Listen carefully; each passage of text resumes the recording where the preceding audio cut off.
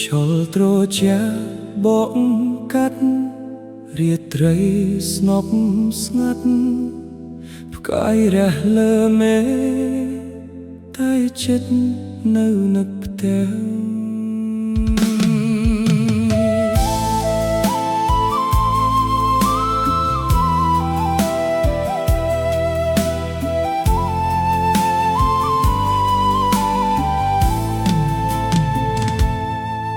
ជើងឈរយឺមមកតណ្ដាលយប់ក្រោមពន្លឺព្រះច័ន្ទស្លេកស្លាំង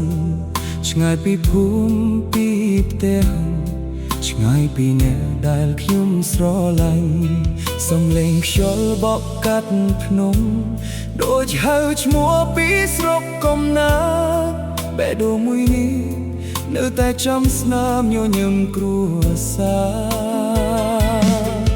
ទោះឯកាក្នុងរាត្រីវែងខ្ញុំនៅតែអធិស្ឋាន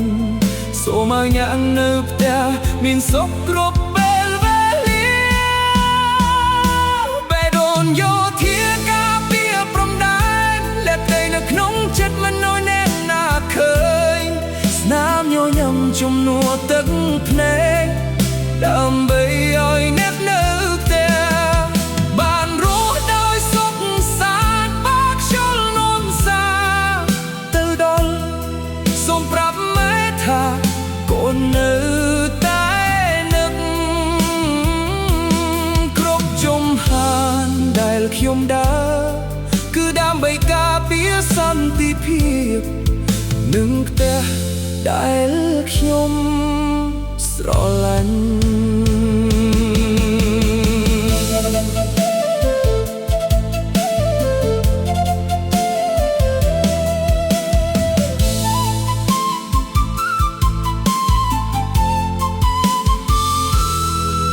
រូបថនតូចមួយក្នុងហៅបើខ្ញុំបើកមើលរាល់យប់មុនគេង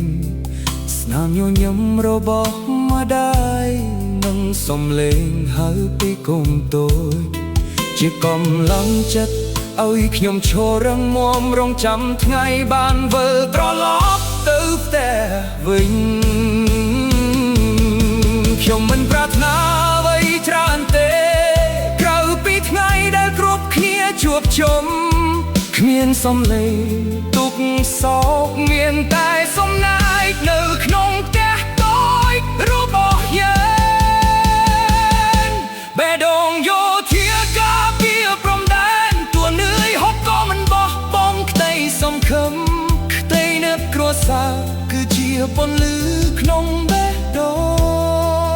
ងរងចាំថ្ងៃបានវិលទៅអោបអ្នកជាទីស្រឡាញ់សូមឲ្យព្រឹកថ្មីនាំសន្តិភាពឲ្យមនុស្សគ្រប់គ្នាបានរស់នៅដោយស្នាមញញឹមបើថ្ងៃណាខ្ញុំបានត្រឡប់ខ្ញុំនឹងនាំអ្នកឲ្យណែនហើយប្រាប់ថាបេះដូងយោធាមួយនេះមិនដែលឈប់នឹកផ្ទះឡើយ